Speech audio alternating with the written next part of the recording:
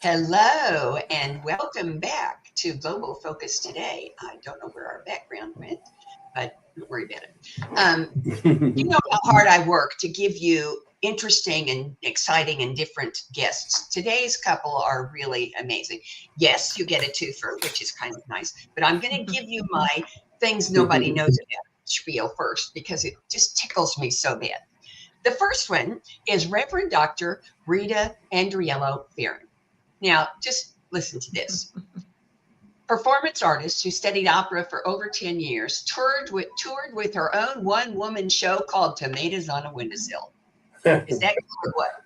I love that. She had a prison ministry in Los Angeles for over 5 years, and she's a labyrinth facilitator. My favorite meditation on earth is a labyrinth. Mm-hmm. Her partner and spouse, Reverend Dr. Patrick Farron, secret identity was Spider-Man. He toured for 10 years for Marvel Comics, and he was part of the Child Abuse Prevention Program. He founded and ran a successful acting and networking studio in the Southwest, and he has spent a large part of his life doing inner child work. In fact, he wrote a book about it called The Memoir of a Little Bee. So please help me welcome Reverend Doctors Rita and Patrick. I am so tickled that you said yes. Oh, thank you. Oh, thank you for inviting us. You're so welcome.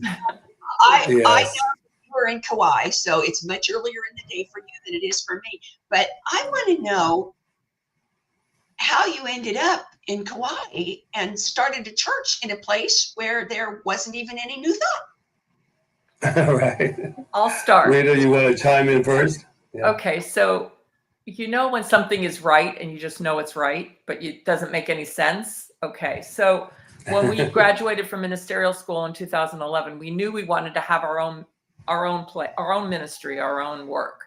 And so we went to Kauai on vacation.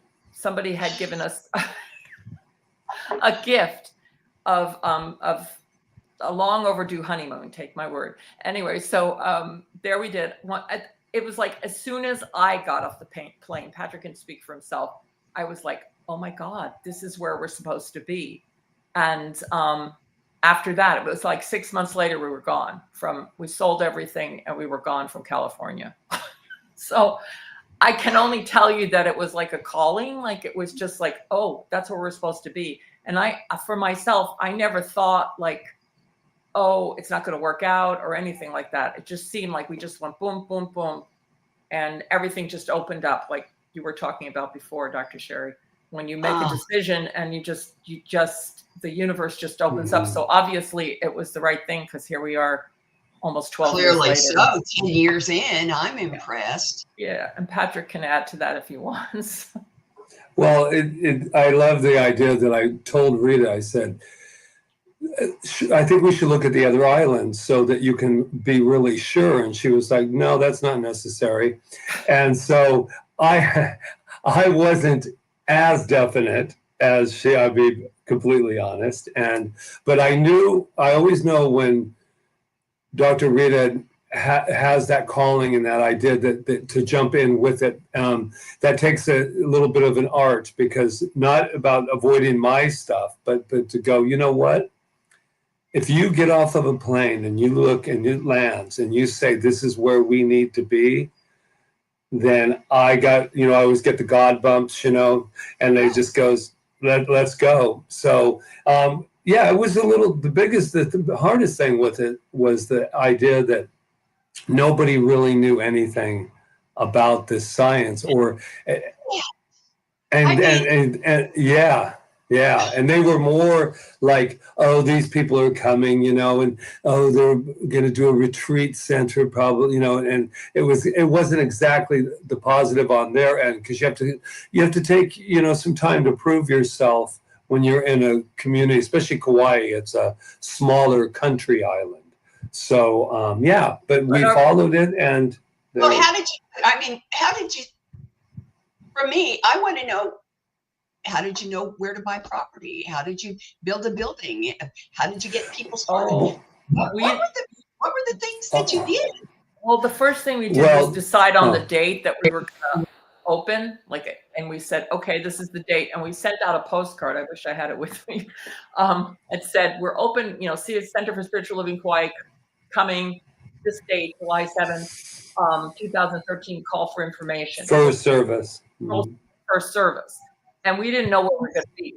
But the first place we went was a hotel. So, and we walked into this hotel, and the lady greeted us, this Hawaiian woman. She said, I just feel an affinity to you two. Yes, you can have this room in the back, and it'll be so much money. And it was just really not a lot. It was like $200 or something for each Sunday. Well, it was a lot to us, but for coffee too. And then the next day, that lady disappeared. I don't know what happened to her. She got fired. We never saw her again. Never saw her again. And then she got us in and then left. I know, it gives you goosebumps, right? Well, I'm thinking there's a little magazine I get every month called Angels on Earth. Yeah. Yes. Yeah. So what they say, nobody knows to how many angels you've entertained unawares. I'm thinking that lady maybe had wings under her sweater. She might have. I think she did. Or under her moon. So after that, they closed their hotel. They changed management. They kicked us out. And in 30 days, we had to find a new place. So then we went to an office building, and we were there for 8 years. And that kind of worked out very strangely too, but I don't want to get into all the details. It'll take too long. So we were there for 8 years. And then we realized that if we did not move, we made it through COVID there and everything. But we realized that if we didn't move, the center would probably not exist anymore. It was just like that impetus that you just have to like make a change. And so what happened, Patrick? Well, so energetically, just to back up a little bit with that following energy, there was on paper, there would be nobody that would say, this is a good time for you to move your building because, you're not filling it since COVID, and we said, no, I said, no, I could feel it. It said, you must expand your place now before you see it. You must believe it before you see it. So we kept getting these calls from, congregants and communities saying, have you checked out the Buddhist temple? Have you checked out over at the Buddhist temple? They rent it, the big activities, and it's really big. And we said, no. So a girl called and said, would you be interested in renting full time to CSL Kauai? So here's the temple and here's the building. So they're literally side by side. We're neighbors on the same property. And we went over there, we did some negotiating, and sure enough, they were a little leery. At first it was like, we've never really rented full time to a new thought center or whatever, but we're very close in our belief system. So sure enough, all of a sudden we went and had our 80 meetings. And then finally, when our lease was up, we said, we're going to go. And it worked out. What was interesting is the same amount of money, pretty much, that we were going to have to do with the new rent increase it was such a win-win for both of us because they had lost their congregations much older. So they were losing that. So the Buddhists were like, well, so now we're on their property, and they said yes, and we went in. And here's the other last thing with that. We're smack dab. Before we're like in an office building where you don't really know we're here. Now we're in the middle of Kapa'a. Episcopal church over here, Mormon church over there, Buddhist here, Adventist, Seventh-day Adventist. So we're like smack dab in the middle with our big sign saying, guess who's here? Yeah. So you've got a spirit park on Kauai. Yeah. And then yes. I love it. You said something to me before we started that I want you to talk about because I thought it was so cool. How you got through COVID, how you made it, because there are so many organizations that went belly up in COVID just because there was people think if I'm not there, I don't need to tithe. and they forget that you still have to pay the light bill and water bill. So how did you do that? Because I know you're still doing it, and I think it's cool. Well, I would have to. Oh, go ahead, Rita. Okay, I'll just start. Well, first of all, we told ourselves that we were going to do it. We were like, this is too important and it's too necessary for us to just die. So we were like, we're going to do this. And one of our board members came up with this idea. Well, we can't really have people in here. So we can only have like the 10 people in the room at that point. I don't know what it was like. It had to be 6 feet apart. Yeah. Right. And then, 10, yeah. Yeah. And so she said, why don't we do a telethon like Jerry Lewis style? And so we did a telethon and we raised I think it was like $35,000 or something, which was a lot for us. And it was like a sign. I remember one of our congregants and one of our donors and congregants said, now you know you're supposed to be here, because everybody just came. Nobody ever stopped giving their money during COVID. They just wanted us to be there because, first of all, we're a destination island and people come here and they arrange their Sundays around being with us. So yeah, if you want to add something to that, Patrick. Well, I want to add that the most important thing is that we had already put live streaming into effect. Right. So that had already been before COVID.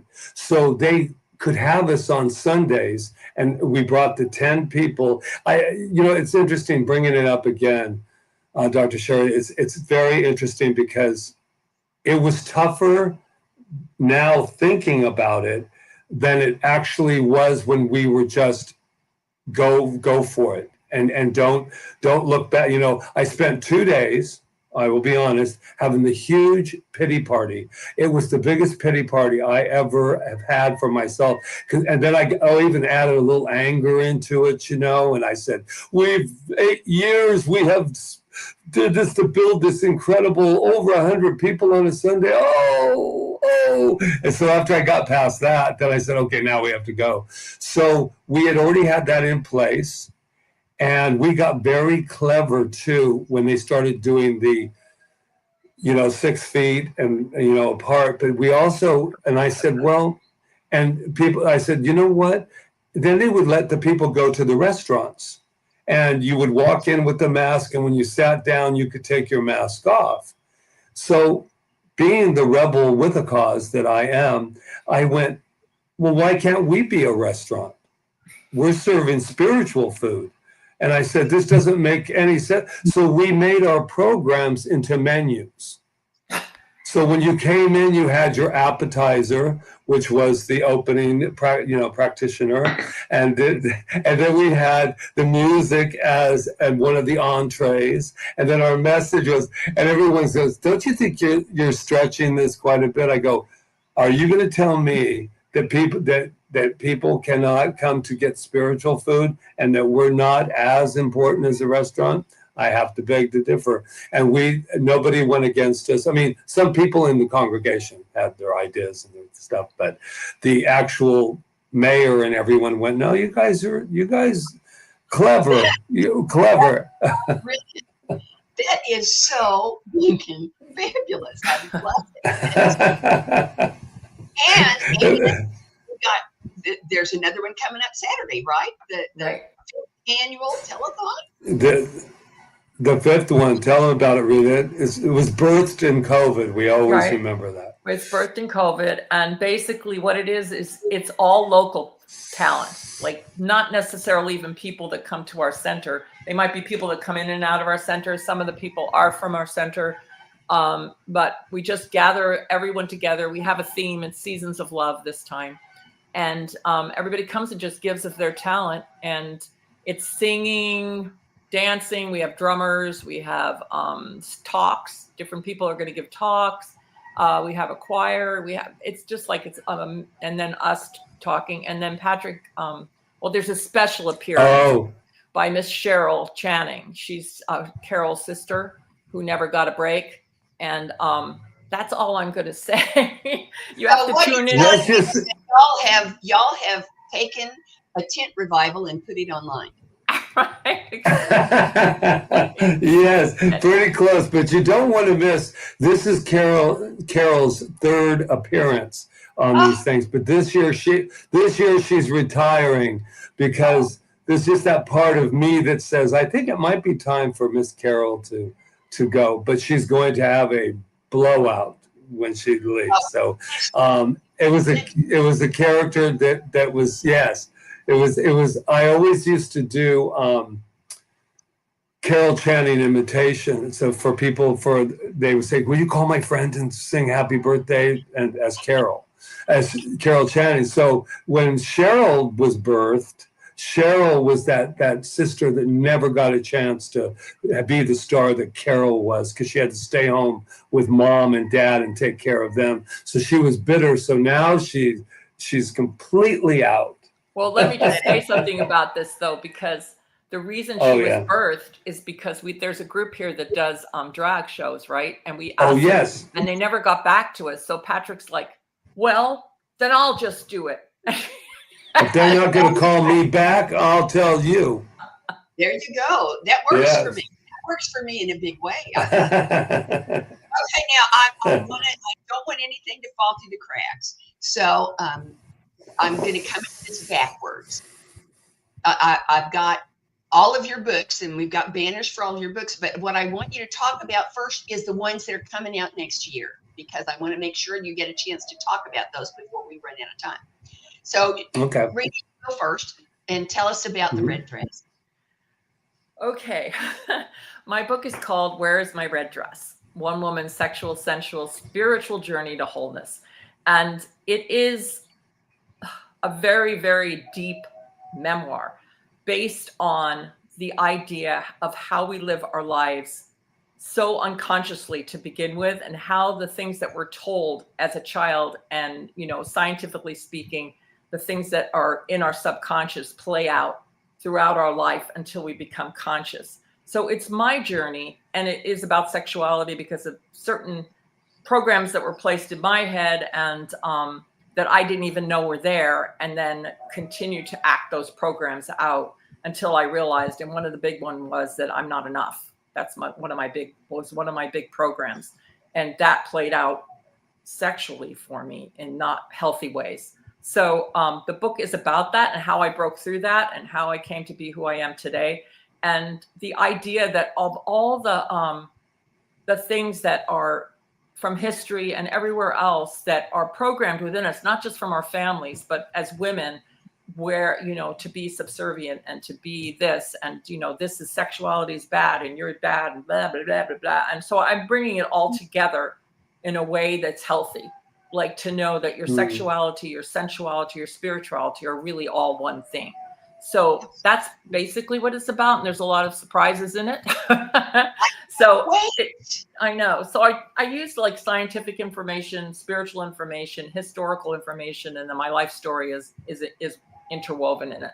So that's basically it in a nutshell. And it was scary, and I had to write it like I wasn't going to publish it because I wanted to be totally honest. And when I first put it out for people to check it out for me so that, they could write testimonials for me, I was scared the first time. I was like, oh my God, now they're really going to know who I am. But I think it's going to be very helpful. The feedback I've gotten is that it's helpful. It'll be helpful to people, and women especially, and the men who love us and don't love us, maybe. I don't know. No. Okay, so now, Patrick, what's your book that's coming out in February? I just want to tag one thing coming from the man's point of view about her book, is that one of the things I have said is, if you as a man are lucky enough, fortunate enough to lay your hands on this book and you read it, it not only brings out the wonderful feminine side of ourselves, but it also, you'll look at women in a completely different way. You'll get to know women in a whole new way if you're ever fortunate enough to pick up what you're going to think is a woman's book and realize that you're a part of that. And it's just beautiful. It's just beautiful. Okay, so what I have to say is, when that book comes out in January, that statement by that man should be on the back cover. Ah, yeah. Yes. Yeah. Well, he's already written it. Thank you. Thank you. Yeah. So now, since you had to go last on your new book, you can tell us about your book that's already available on Amazon, Memoir of a Little I will. It is The Memoir of a Little Man, and its actual phrasing is finding the prince in the ashes of chaos, dysfunction, and mental illness. I know that's not a real crowd pleaser to rush over to get that, but it tells about. I was called a little man by my mom when I was young because I was this little guy who kind of put the family together. My dad was a paranoid schizophrenic, and my brother was bipolar, and it was an incredible story. But what I love about my journey of writing this is I never once left the reader, in my opinion, without how to get out of a situation that you're in, and how this little boy, this little man said, this is horrible, but I can get through this. I know the people that have read it are all I don't know how, just recently they said, I don't know how you as a minister were able to be that vulnerable and that open and tell us the things that you went through. I was the appeaser in the family, and I'm not alone. Everybody has something in their makeup. So it's not like if my mother had been alive when this came out, she would have said, do not air your dirty laundry. But I'm saying that there's nothing dirty about the truth. And there's nothing dirty about opening up and letting people. So the real message for the book for me is that no matter what, no matter how frightening, and there were some frightening moments, that inner child is so wonderful and so loving and so pure that even with all of that stuff, we have this power in us that has never been touched by anything. And that is what my hope for this book is to have a talk with it and do my workshops that I do on the inner child. And it's just very exciting to me. I'm very passionate about it because I will tell one little spoiler of it. It's very funny. When I was little, I was like this grown-up little boy, and women would come and they would say, I would say, you look very beautiful today. And I'm like 6, and you look beautiful. And it was a very mature thing. But what I learned from it, and then at the end, when my mother was passing, she said, you're my little boy. And I went, oh, I went from little man, and now at 55, 60, whenever it was when my mother passed away, about 58, I became the little boy. So I went, and it hit me like a lump. I said, oh my God. I went from the little man back to what I always wanted when I thought my childhood was being robbed, was to be a little boy. So yeah, real proud of this journey that I have in the book. Now, before we talk about Rita's books, I want to ask you a question about that workshop that you just sort of shuffled past there. And that is, you said earlier that you've been live streaming all along. So I'm wondering, do you live stream the workshops also? We do. Sometimes I don't with the inner child, because there can be some stuff that comes up. What we've decided to do is, if you take the workshop, I have another thing to the lessons of the little man that I do periodically, a 2-hour thing that we come on, but we don't do it like live streaming because we don't want somebody to be revealing something or being sensitive or being vulnerable. But when they take the class, they can, because Zoom. Everybody's a part of it, right? Zoom, yeah. Yeah, Zoom. Yeah. He does it on Zoom, and it's by signing up for it. Right. That's exactly. One more question, and then I'm going to hear about all of Rita's books. And that question is, I'm presuming that if somebody goes to your website, they can find any information about how to sign up for the Zoom workshops. Yes. Okay, great. Yes. Just wanted to be sure that because after we've told them this wonderful thing is available, make sure they know where to look for it. Right. Exactly. Thank you. Tell us about the other books. Okay. The titles are not quite as provocative, but they're really cool. Okay, so should I go first? Yes. Yes. So, Yeah, you can okay, jump so on. this thing called treatment was actually my ministerial thesis, and I turned it into a book. So it's basically an overview. It's really great because it's an overview of the New Thought movement, going up to Ernest Holmes and the idea of where spiritual mind treatment came from. And so it goes through all the New Thought people, and it's a very kind of small book, easy to read. And if you don't know anything about New Thought and you don't know anything about the history, it's a great little introduction to that. So that's that. And I get people buying it for their centers and stuff like that. So, you know, they can we give it away as a present in our center. And then my other book, well, when I was, my friend was going through cancer, and I wrote a blog, like I wrote a treatment for him every day for about, at least when he was going through his treatments for at least 2 months. And then when I stopped writing those treatments, I got like kind of withdrawal, like I've been writing every day. So I started to continue to write, not for him, but just to write. So I would wake up every morning and go, what do I need to know? That's the name of the book. And I would write a blog, and it would be something about some challenge I was going through or some challenge that was in the world or whatever.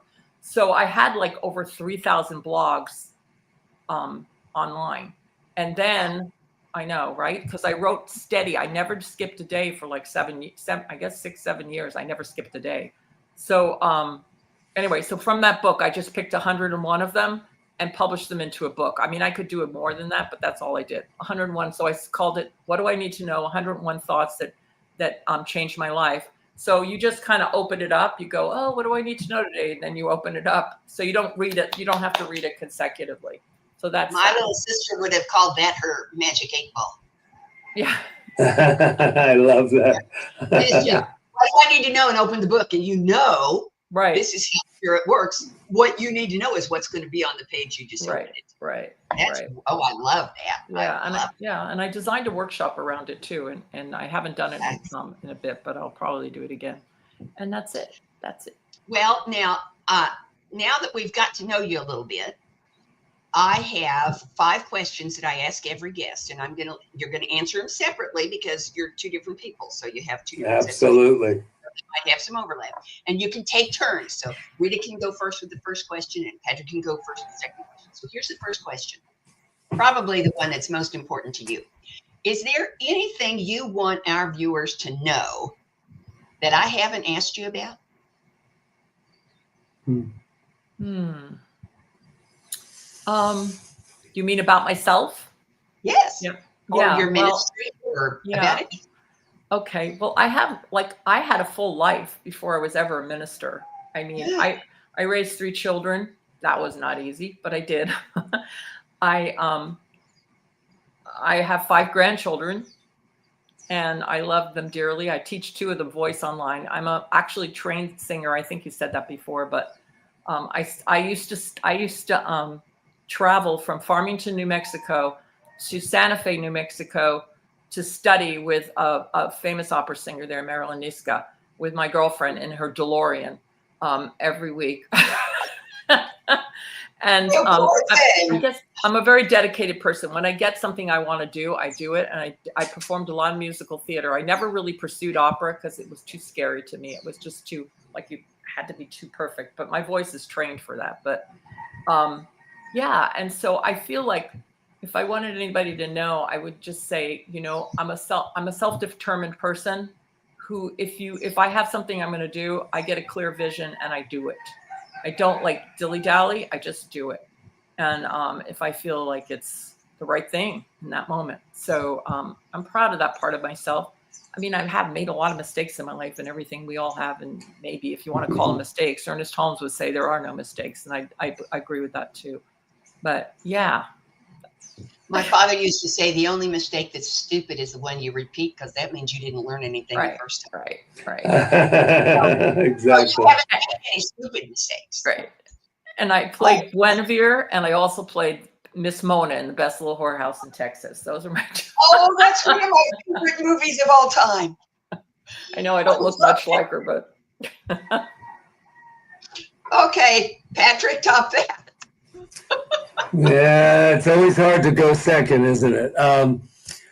Let me see. Two things are popping into my mind. Well, I can't let it go without elaborating a little bit on my time as Spidey and my time as Spider-Man, because I learned a lot about myself. As a matter of fact, someday I'll write a book called The Man Behind the Mask, because I auditioned in New York for Captain America, and Captain America was very, very boring.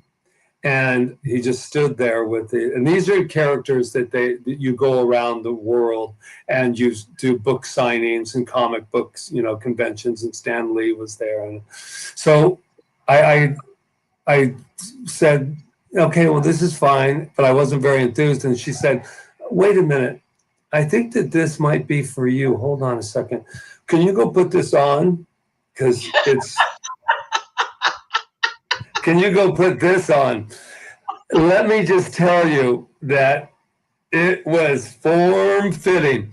And I was 29 when I auditioned for that. So I put it on, and it's all one piece, and it zips about the back, and and over your face, and you're in one piece of that. And all of a sudden I put it on, and I just started feeling like jumping up on desks, and I was like, oh. And she said, I have a feeling you're Spidey. And I go, yeah. And he talked, and did the whole thing. So I was blessed enough to get a program. I did it for 10 years. So I retired from it when I was 40, and that's an older Spidey. So this is say that towards 39, I was holding my stomach in just a little bit more than I was when I started. But what happened was they gave a program and they took it away too quickly, in my opinion. But it was about Spider-Man, and that when he was Peter Parker, before he became a superhero, he had sexual abuse. And so what this program was, you go around to all the schools around the country, and you would have these big forums. And Spidey, it even gets me emotional thinking after all this time too, he would disclose to to the kids. He would say, before I was Spidey, I was Peter Parker, as everyone knows, and my older kid, there was sexual abuse. And then they went into also verbal abuse, and they also went into physical abuse. But what was great about that opportunity for me is that I had an opportunity, because I had some of that in my background. It's in the book, so it's not. It was an opportunity for me to disclose that part of me, but behind a mask where I was safe, and safe with a superhero. And I think that that's what everybody feels. The little boys and little girls felt that. One of the kids said, came up and goes, Spidey, that was sad what happened to you, but you turned out really good. And I went, thank you. I know, right? So I was so blessed for years, about 2 or 3 years, to travel to all these places and actually give them the strength. When I would go to New Mexico, they said, we don't have enough therapists, we don't have enough social workers to take it when Patrick comes to town, because all the kids feel safe enough to disclose. So they're all there doing it. So I feel, yes, I like the idea of being this kind of superstar when you'd go into things, but my real heart was when I was able to do that. And a social worker came up to me and said, this must be very nice for you, because whatever's inside this suit, I could feel your heart. So you must have had something like that. And then at that time, I was more like, no, I'm just an actor. I was trying to still cover up. And then because of that, I was able to open up with myself and disclose to myself. So, yeah, real special. I really appreciated those years of being a superhero. Yeah. Okay, next question. And you get to go first. You can go first, Patrick. How does what you do as Reverend Dr. Patrick, as co-minister, as former Spider-Man, as author, how does all of that how does all of that encourage, support, produce, pick your own verb, conscious evolution? Great question. Great question. Because that's what we're continuing to do always, right? I think that all the experiences in my life, including the Spider-Man and what I just talked about in the book, it allowed me to be vulnerable openly on a Sunday, whether I'm on the pulpit, I'm in a class, and I think being that kind of an example is promising for our evolution, because we're in a time where there's a lot of misinformation being given. And when you can give the information about your authenticity, about your freedom to say, I am that I am, and you have the audacity to say, there's not a place where God is not, and I am God. Because how could it be anything other than that? It's that where I believe really is, it may not always feel that way, Dr. Sharri, you know, with your background, it doesn't always feel like you are making that difference always, but I'm going to know, and I do know, that by being an example, by being authentic, and by being daring enough to be vulnerable, has to mean something for our evolution. Yeah. Great question. Oh. Thank you. So, Reverend Rita. Follow that. I want to say the same thing. I just want to say that if I hadn't had all the experiences I had, and if I wasn't willing to be, like, I feel like I'm this person who, like I said before, I've had all this life before this one. And when I bring it to the foreground and I talk about it and actually am honest about it, and then actually, like, it's like that quote, the unexamined life is not worth living, the Socrates quote. I feel like that's like my gift. Like, you need to examine your life.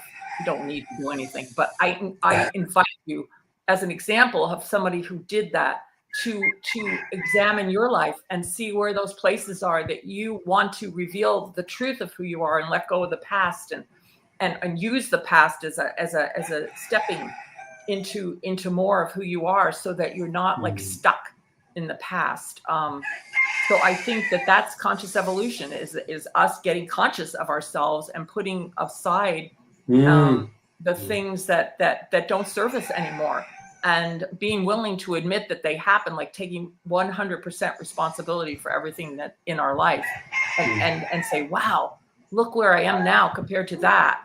I'm really growing. I understand. Like I said before, I've gone through so much of my life not conscious until I came to the science of mind teaching, not even understanding what you just kind of think, you don't even know you're thinking. You're just thinking. So I think, So I think the examined life is important. And that's, to me, you hear these roosters in the background, they're very loud. I love the roosters. I love them. Okay. So yeah, they're letting. The roosters are there saying, get real. Yeah, they're saying yes, and so it is. Yeah, so thank you. Okay, so you get to go first on the next question, and it sounds almost the same, but it's not the same. How does what you do, how you live, how you teach, how you write, how does everything you are promote, encourage, unveil, pick your own word, world peace? Well, I believe one of the things, along with my husband, is loving myself. And through the gifts that I give, like when I'm totally in my joy, and when I'm totally in my juice, or whatever it's called, my vibe of really giving of myself, whether it's through my singing or through speaking or through my writing, all of these things, when I'm there, I know that's if more people were there, if they were willing to jump off and say, oh, this is what gives me joy, then we'd have a world full of people who were joyful about themselves and about what that they were able to serve, and they were able to be in their joy. I think that we would have world peace, because we would have happy, amazing people that were creative. And I think creativity is like, that's who we are. We're creative beings. And sometimes we hold back on it because we think, oh, well, I can't make money doing that, or that's not logical, or that's not, practical.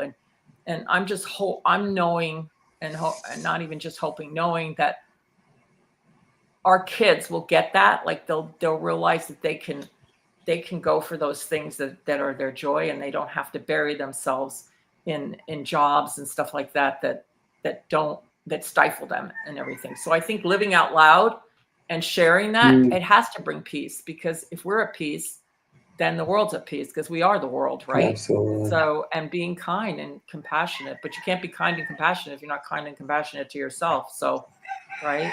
Yeah. Okay, well, I'll take that. Back to you, Patrick. Well, I have to let you know, I'm kind of known in our center and around as the self-love, overly self-love teaching of that, because I believe that. And it's very hard because I know that self-love is what would absolutely have world peace and world, because when we love ourselves, and it sounds so cliche, I think that's why people kind of push it away, because, but I'm like, I'm writing a book on, because I'm determined to break the code on this self-love thing, because we're taught that that's the last place you go, and it's the first place that I go over self-love. If I'm condemning myself, if I look at my world right now, and boy, have I been looking at it lately, but if I look at the world now, all I'm saying is, oh my God, self-love, self-love. Because when I truly love Patrick, and I'm talking about when I can look in the mirror and not point out every fault that I can see, and I'm really taking time to love, and the inner child helps me with that. But when you really love yourself, there's not a way in this world I could hurt you. I could never hurt you. I could never pick up a gun and I could never do any of that. I could never treat my wife or your spouse or your partner in a way that is degrading. I could never do that if I loved myself.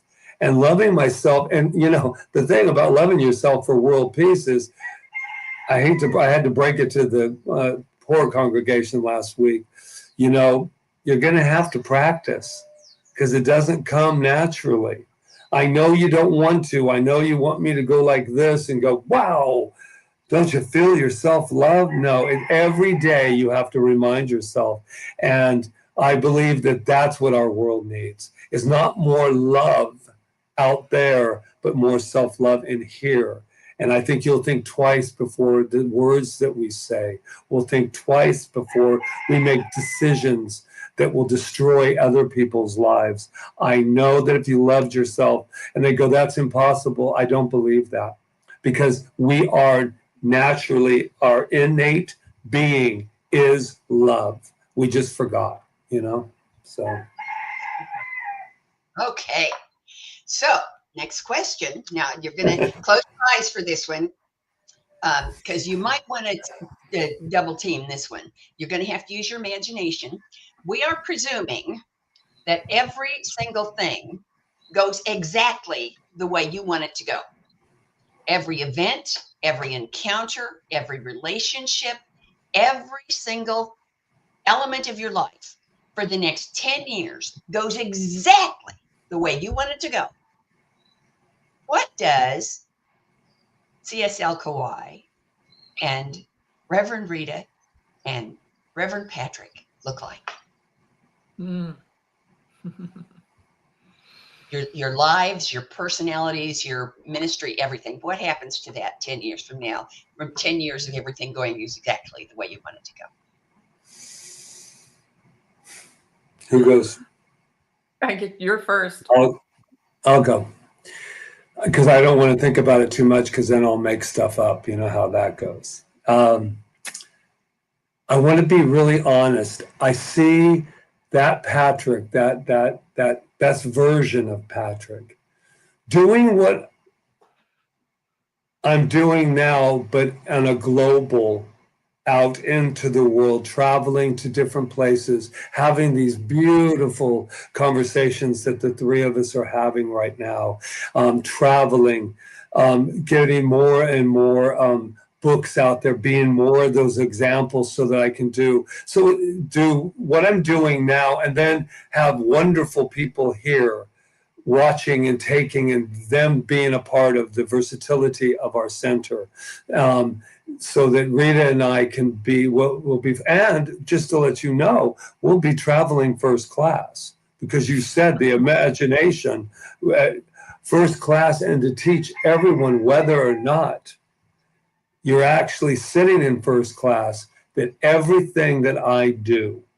everything that I am, every book I write, every person I counsel, anything, is that I'm always doing it from first class, or better yet, a new thought, first cause. So yeah, that's it. Yeah, traveling all over the place, coming to see you. We're coming to see you. Okay, I have to keep my eyes closed so I can really see it. So, okay. I see a place. I see all the things Patrick sees, and I see a place where people can be their full selves. Like right now, I want to have a place where women and can come with their books and their talks and all of that thing, and actually have ongoing stuff like that at our center. In fact, we're starting it right now. The authors that are in our center, I want them to each have an evening, like, or a talk, and where there's this place on Kauai, because it's a destination island, where people can come, and it's a safe place. It's a place for expansion, where there's always like something going on, some kind of, class or retreat, or whatever, anything, celebration, music, all of these things. So that when you come here, you say, oh, kind of like people go to the Hindu monastery here, and that's one of their destination places, and that we can have that here. And we have like a beautiful labyrinth. I didn't even talk about that nobody really knows about, that was given to us, that's on our floor, that is a beautiful piece of artwork, that people will know that they can come and walk that labyrinth, or they can come and visit with Patrick or I, the other ministers or practitioners, that there's always something going on there. So that's what I'm working toward right now. And that it will attract people, not just necessarily people on our island, but people all over the world. So, and then nice. we'll be traveling, because there'll be other people doing what we do. We won't be the only ones. So I envision that. Yeah. All righty. So here's the last question. Will you come back? Come back where? Yes, Here? yes. So the next opening I have is October 14th of next year. Can I pencil you in? You can. Yes. Yippee! All right. All Yes. right.